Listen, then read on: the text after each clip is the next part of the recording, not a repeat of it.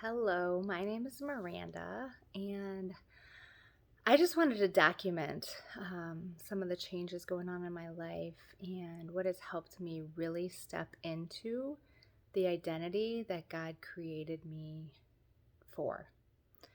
And I know the sun is right on me, but I love the sunshine. It's like light to my soul.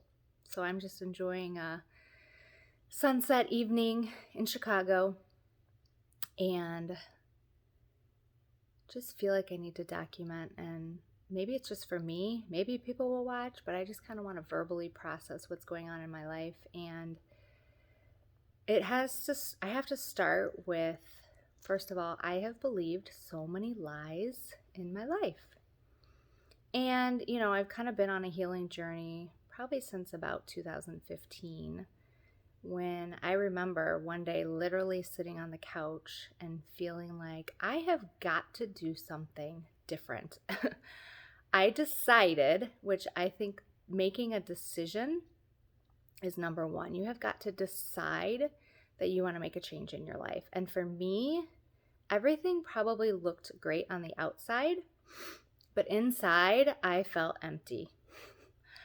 I have 2 kids. I love my kids more than anything in the world. I was not super happy in my relationships. I just felt like there was more to life than what I felt like running on a hamster wheel, round and round and round, working full time, putting dinner on the table, having zero energy at night to be with my kids. At that time, they were about 7 and 9. So, they have a lot of energy and they want to play games. And I wanted to watch TV and probably eat popcorn because I just felt tired and stressed and fat and ugly. And I believed all these lies that I'm not good enough, I'm not worth it, I'm not a great mom, I'm not a good wife, I'm not a good employee. And some days were better than others, but I believed all these lies, and I knew something needed to change. Now, at the time, I probably didn't realize I was believing all these lies, but I had this feeling in my heart, in my intuition, that I need to do something different.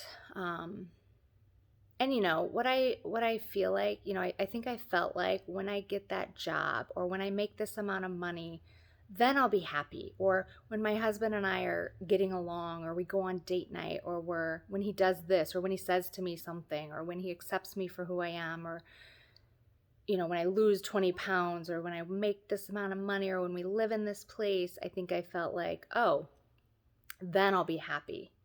Instead of really embracing the moment and being present in the moment, being grateful and thankful for the jobs we had, the beautiful house and neighborhood we live in, the life we have, the healthy children we have, our health. And again, I didn't know this at the time, but I was just so unhappy. And for me, it was making a decision. So step one is deciding that, hey, I want to do something different, because if I keep living this way, nothing's going to change, right? So step one is making a decision that you're worth it, and believing and having faith and just deciding, I'm going to do something different today. And it's not going to happen overnight, that change. And again, kind of thinking, oh, when this happens, then I'll be happy. It's really about, I feel like honestly now, we're always becoming somebody better. Every day we're getting better, or at least I'm on this growth journey to be the best version of me, do one thing better, right?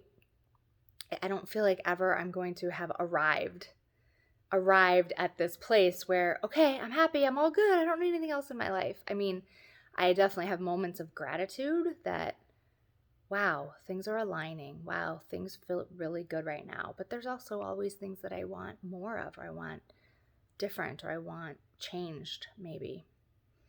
So step one is deciding you are worth it and you want to change something. And then it's take one step. One step. And that might be, it might be as simple as drinking 64 ounces a day of water. Like one thing. You don't have to go on a crash diet and go to the gym 5 times a week and go to counseling and, go to therapy and all these things. Like, do one thing. It might be going to get a massage.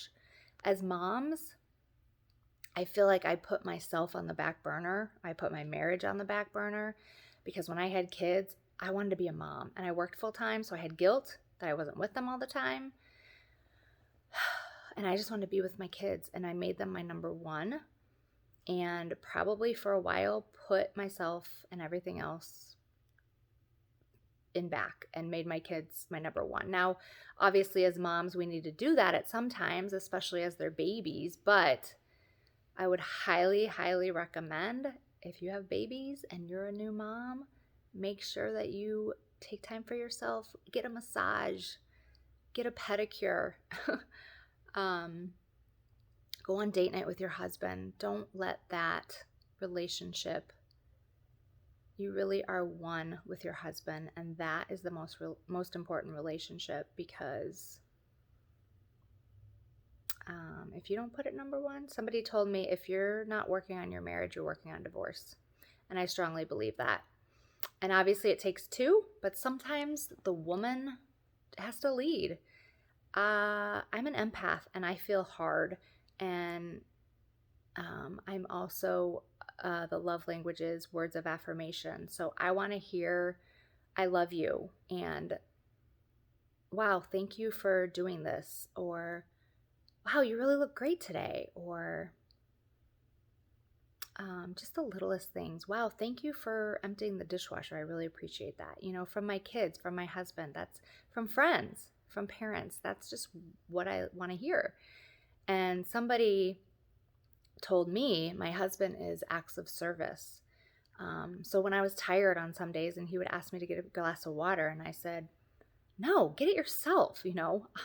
There's me feeling empty and angry and hurt and exhausted, and here I am, I can't even get a glass of water for my husband. But once I learned that was his love language, acts of service, I realized that's how he feels loved. When he makes dinner, that's how he's loving our family.